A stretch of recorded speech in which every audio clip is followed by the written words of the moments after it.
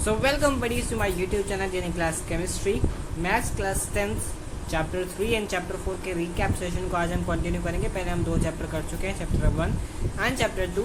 Deductive syllabus के बाद chapter 3 और चैप्टर 4 का सिलेबस कम हुआ है। चैप्टर 3 में से क्रॉस मल्टीप्लिकेशन हटा है, तो हम उसको पहले चैप्टर 3 का रिकैप सेशन करेंगे, उसके बाद चैप्टर 4 का रिकैप सेशन कंटिन्यू करेंगे। सबसे पहले हमारे पास चैप्टर 3 में रिकैप सेशन में आती है एक्सरसाइज 3.1, जिसमें हमें 2 वेरिएबल्स हैं, उनको ग्राफिकली और एल्जेब्रिकली जो है नंबर लाइन या हम कहें तो ग्राफ पर हमें उसको अरेंज करना है। तो देखते हैं हम कैसे करेंगे। So we have first question in exercise 3.1। Exercise 3.1 में हमारे पास 3 क्वेश्चन है। सबसे फर्स्ट क्वेश्चन में हमारे पास है इक्वेशन हमारे पास जो बनेगी वो बनेगी लेट जो आफ्ताब की एज है, आफ्ताब की एज है, आफ्ताब की प्रेजेंट एज को हम एक्स मान लेंगे और उसके डॉटर की एज को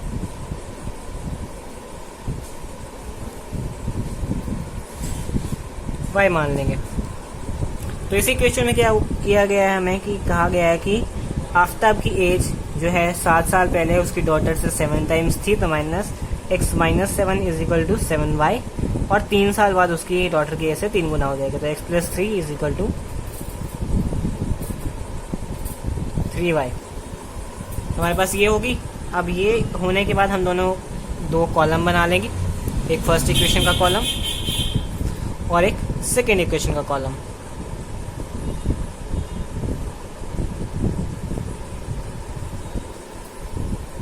तो हमारे पास x एंड y की वैल्यू हम पुट कर सकते हैं। तो पहले इस इक्वेशन को हम सिंप्लीफाई कर लेंगे।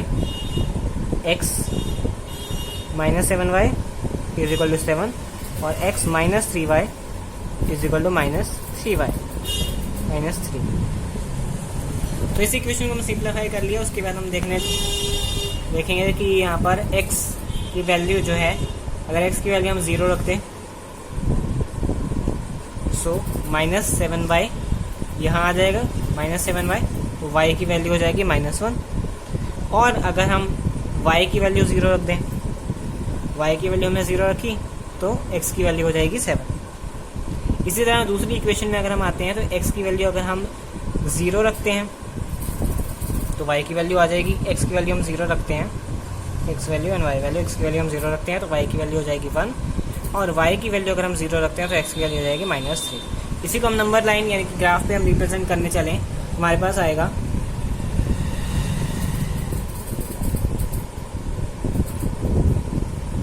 तो यहाँ पर एक ग्राफ फॉर्म कर लेंगे हम, रफ सा ग्राफ है हमारे पास, ग्राफ फॉर्म कर लेंगे। तो हमारे पास अभी पॉइंट्स को हम मार्क करते जाएंगे।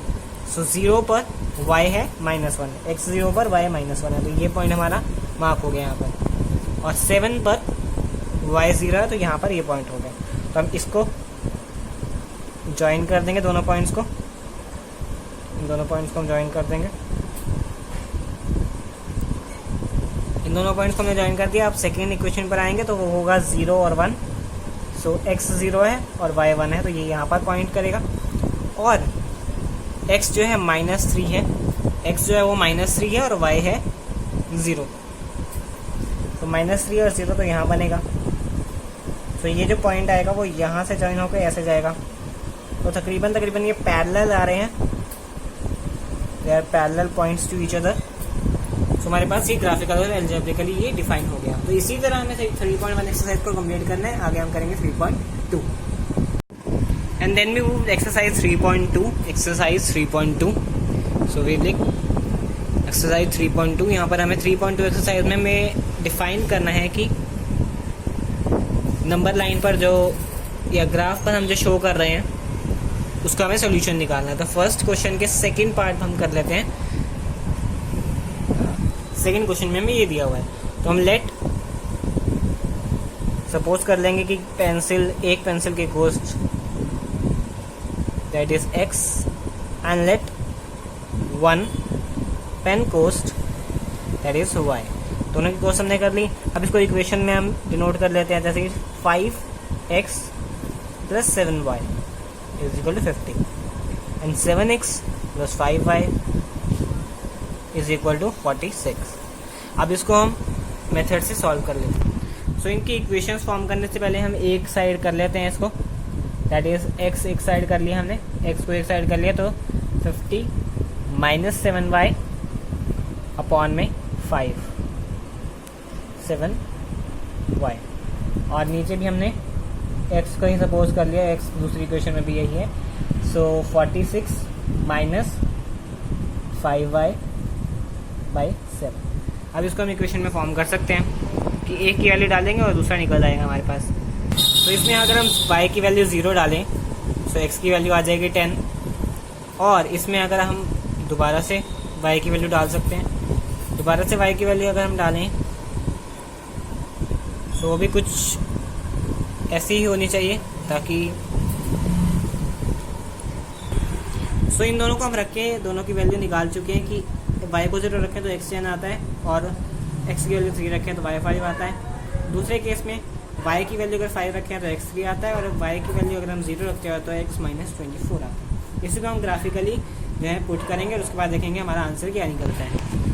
सो in that first equation x की वैल्यू हमारे पास है 10 और 0, तो 10 और 0 की वैल्यू तो यहाँ आ जाएगी 10 और 0, और दूसरे केस में है x3 और y 5, तो x3 एंड y 5, ठीक है। x3 and y 5 that is यहाँ पर हमारा कुछ बनेगा x3 y 5, और इन दोनों को हम ज्वाइन कर देंगे यहाँ पर, ऐसे ज्वाइन हो गए। अब दूसरे में आता है हमारे पास फिर से x3 और y 5 आएगा, x3 एंड y 5 हमारे पास यही बनेगा, ये दूसरा मार्क बनेगा, और वहाँ पर 0 और 24 है, 0 और 24 मतलब यहाँ पर। तो ये जो इक्वेशन हमारी बनेगी, ये जो लाइन बनेगी, ये यहाँ से जाएगी यहाँ पर, और ये दोनों जाकर यहाँ पर क्रॉस करेंगे दूसरे को, क्रॉस करेंगे यहाँ पर, जहाँ पर ये दिख रहा है यहीं से ये क्रॉस करेंगे। तो यहाँ पर देखने को मिलेगा हमारे पास मर्जेशन पॉइंट है, मर्जेशन पॉइंट निकलेगा 5 तक। यहाँ पर थोड़ा सा ग्राफिकल एरर है क्योंकि मैं ग्राफ पेपर पर नहीं बना रहा हूँ, तो यहाँ ग्राफ जो है वो 5 के आसपास मिलेगा, तो मतलब y की वैल्यू यानी कि पेन की वैल्यू है 5 रुपीज़ का पेन मिलेगा, और उससे इक्वेशन को सॉल्व किया जा सकता है। x की वैल्यू, पेंसिल की वैल्यू निकाल जा सकती है उसी से। तो ये ग्राफिकल मेथड से यहाँ पर 5 आएगा। अगर आप ग्राफ पेपर बनाते हैं तो आपका सेम टू सेम आएगा। मेरे पास ग्राफ पेपर नहीं है, मैं बोर्ड पे बना रहा हूँ, तो इसलिए ये थोड़ा सा डिफिकल्ट यानी कि डिफरेंस आ सकता है क्योंकि यहाँ पर ग्राफ पेपर नहीं है। सो नेक्स्ट क्वेश्चन जो इस एक्सरसाइज का बनेगा हमारे पास, हमें चेक करना है कि ये pair of solution unique solution बनाते हैं, इन्फिनिट सॉल्यूशन बनाते हैं या नो सॉल्यूशन बनाते हैं, और जो इनके ग्राफ है वो इंटरसेक्ट है, कोइंसिडेंट है या पैरेलल है। तो हमारे पास ये दो इक्वेशन दी हुई है। सेकंड क्वेश्चन का first part 5x minus 4y is equal to -8 and 7x plus 6y is equal to 9। अब चेक करने के लिए हम लेंगे a1/a2। a हम लेंगे जो x के साथ का वेरिएबल, b जो है y के साथ का वेरिएबल, और जो c है वो वेरिएबल जो अलग है तीनों। सो इन दोनों को लेंगे a1/a2। अब a1/a2 अगर लेंगे तो बनेगा 5/7, b1/b2 लेंगे हमारे पास बनेगा 4/6। तो ये दोनों पहले ही हमें दिखना है कि इक्वल नहीं बनेंगे, तो ये यूनिक सॉल्यूशन जो है बनाते हैं।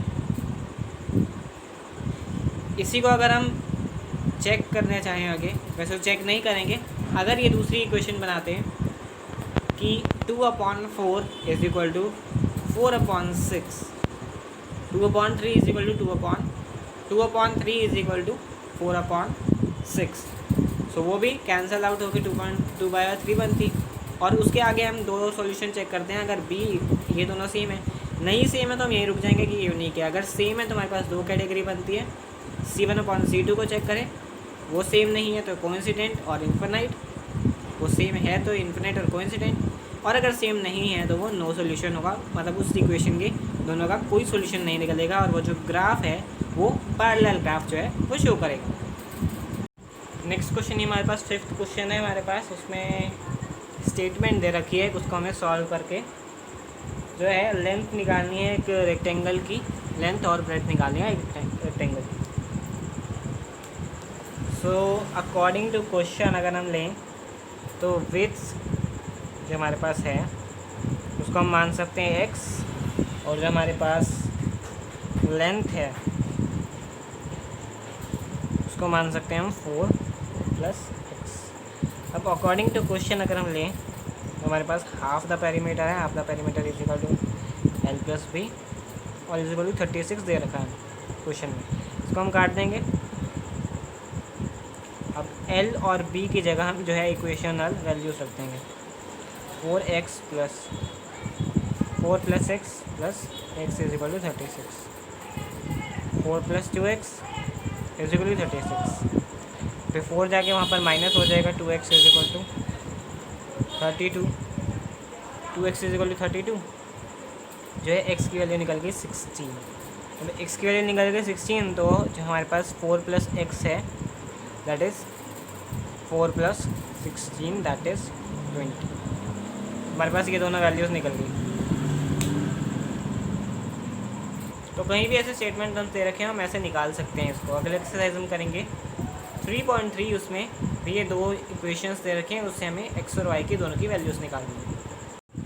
नेक्स्ट एक्सरसाइज है हमारे पास 3.3, लेकिन उसको समझने से पहले हमें ये समझना पड़ेगा कि जो हमारे पास इक्वेशंस दी हुई हैं उसको सॉल्व करने के हमारे पास क्या क्या मेथड्स हैं।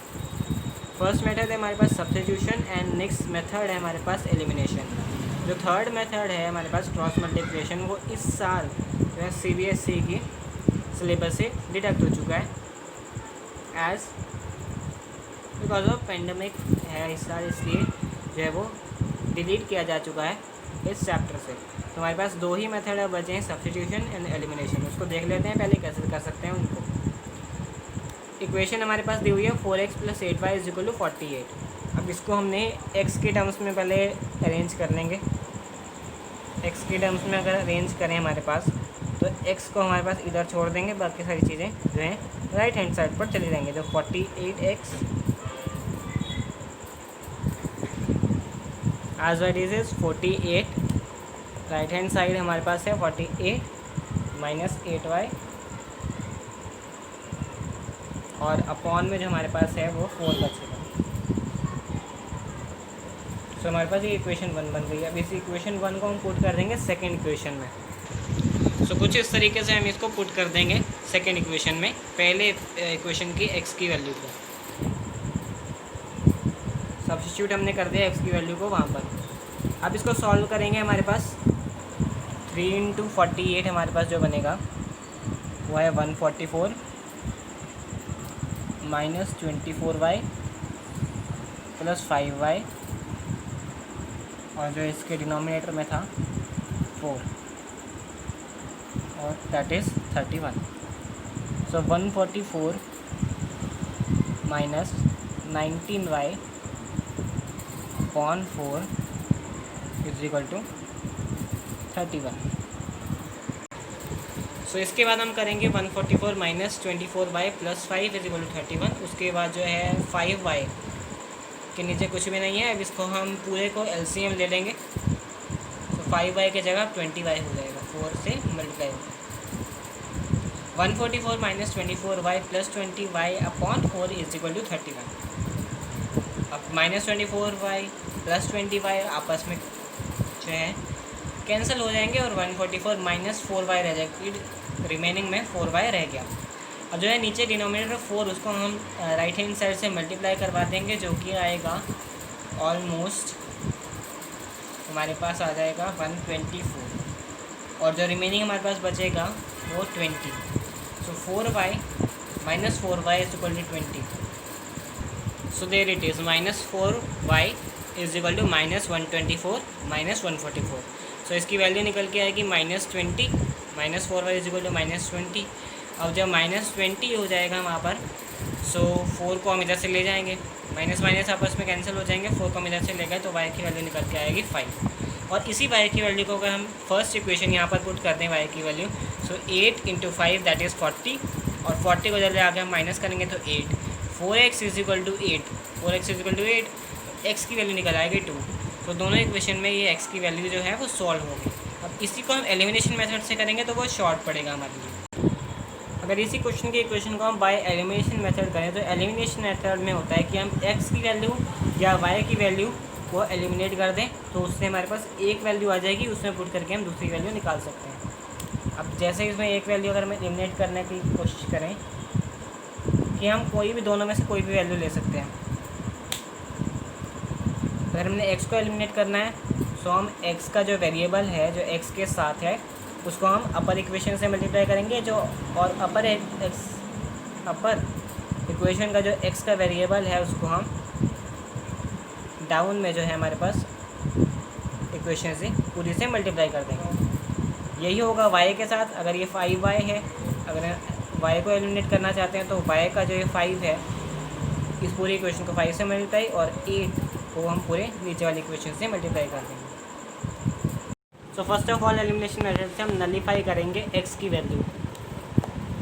नलीफाई करने के लिए हमें जो है 3 को मल्टीप्लाई करना पड़ेगा ऊपर वाली इक्वेशन से और 4 को मल्टीप्लाई करना होगा नीचे वाली इक्वेशन से। ये करते हैं तो दोनों हमारे पास बनेंगे 12x plus 24y is equal to 144 and now 12x plus 20y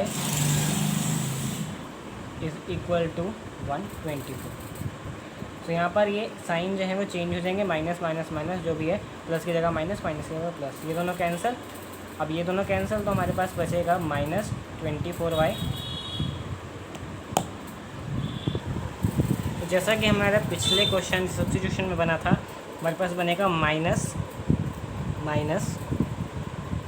4y is equal to minus 20। ठीक है, अब माइनस से माइनस जो होगा कैंसिल हो जाएगा, y जो होगा वो 20/4 और y की वैल्यू जो है वो 5 आ जाएगी।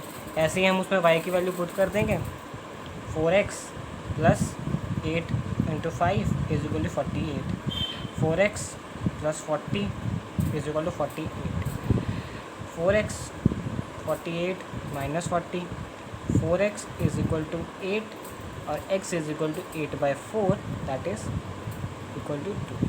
सो हमारे पास जो है वो अगर नहीं स्पेसिफाई है, बोर्ड्स के लिए टिप है, अगर आपके पास स्पेसिफाई है बोर्ड के पेपर में कि आपने जो है एलिमिनेशन से करना है या सब्स्टिट्यूशन से करना है, सब्स्टिट्यूशन से लिखा है तो आप एलिमिनेशन से नहीं कर सकते, और अगर एलिमिनेशन से लिखा है तो आप सब्स्टिट्यूशन से नहीं कर सकते। जो क्वेश्चन में स्पेसिफाई है उसी तरीके से करना है, उसी तरीके से अगर हम दूसरे से कर देंगे तो मार्क्स डिडक्ट होने का चांस है। लेकिन जो दिया है फॉर्मूला, जो दिया है हमें मेथड, उसी से करना है हमें। अगर नहीं स्पेसिफाइड है तो हम किसी भी कर सकते हैं, हमारे पास जो है चॉइस है। तो एलिमिनेशन और सब्स्टिट्यूशन दो ही चॉइस है, क्रॉस मल्टीप्लिकेशन इस बार जो है सिलेबस से डिडक्टेड है। सो